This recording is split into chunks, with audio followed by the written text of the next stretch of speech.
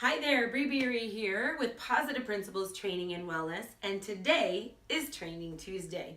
We're going to talk about different types of collars. I know that collars, they're like a dime a dozen. There's a ton of different kinds out there, but I kind of want to give an overview of the different ones and what works good for training and ones that don't work so good for training. So, first things first, a regular good old-fashioned nylon buckle collar.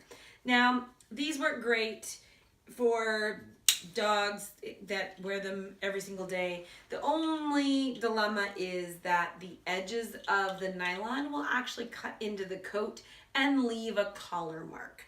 I'm very conscious of that because I have working dogs and show dogs, and I don't want that coat being damaged. So I'll show you a collar in a second that can take care of that. The other thing I'm cautious about is the plastic piece.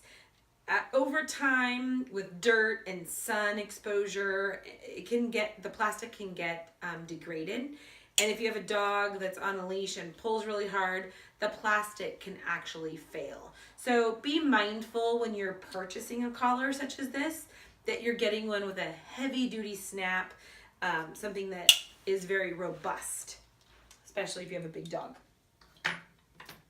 All right, I'm a huge fan of rolled leather collars. They also make flat leather, but rolled leather is actually great for the coat. So the coat actually doesn't get broken and you don't have a big old flat spot where the collar normally sits. I'm a fan of the buckle style because I feel it is more secure than the snap plastic kind.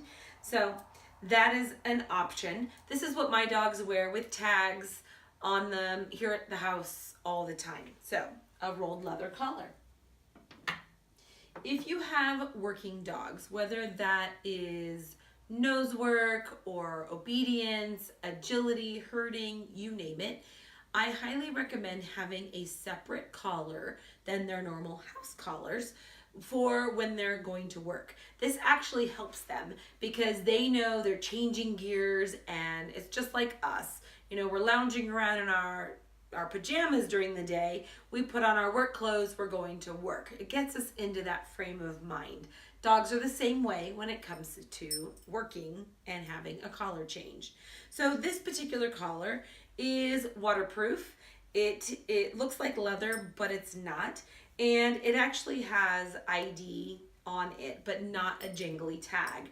This is the collar that one of my border collies wears when herding because I don't want jangly tags hanging and making noise and being distracting. Also, it's one more thing that can get hung up on a fence line or on stock depending on what we're working. So this is what I recommend for working dogs. This is also a very popular hunt collar for agility and anything like that. A regular leather or nylon collar definitely works. Now, I didn't have an actual choke chain because in my business, it's not something that we recommend. I'm not a fan of choke chains in the traditional sense of training because I think that they can do more harm than good. And I see a lot of damage done with choke chains over time. So, with that being said, I do show conformation in a light chain. So I would categorize this as a light chain. It is not a choke chain in the sense of a regular training collar. And I would not recommend the use of this type of chain for everyday use. It is way too light. If a dog decided to pull, it would bust in 2 seconds flat and your dog would be free. So again, not a huge fan of choke chains, but I do use them for showing and conformation. Last but not least, we have the prong collar. The prong collar, believe it or not, this might shock some people. I would prefer to use a prong collar over a choke chain. I know, kind of shocking, right? It looks more cruel, I'll use that word, but the reality is that it does less damage to the dog's throat and neck when fit properly on the dog. Now, a lot of people go and buy those really huge linked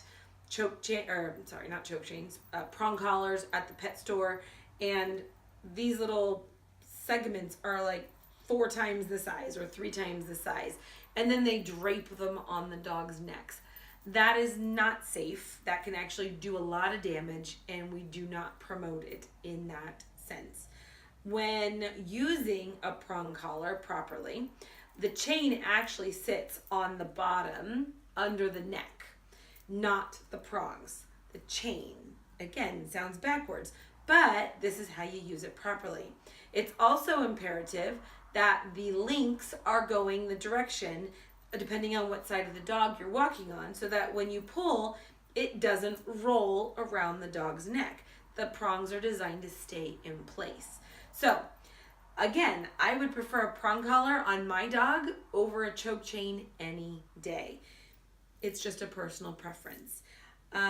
Once in a great while, I do have to recommend these for clients' dogs, but it goes with, prior to recommending, I go through many other tools first to see if we can correct the problem until we get to this point. And years and years and years ago, one of my first Rottweilers, when we were carting, he would get so excited and he was so big and heavy that I couldn't control him at all. And that was my first introduction to a prong collar and using one properly and safely. And it worked like a charm, and he walked like an angel, and he didn't run me over with the cart. So, with that said, there are some collar options for you, pros and cons for all of them. And as always, visit my website for more training information, whether that be flat work, obedience, agility, you name it. We've got information, and including essential oils. So go to PawsitivePrinciples.com for more information. And as always, have a great week.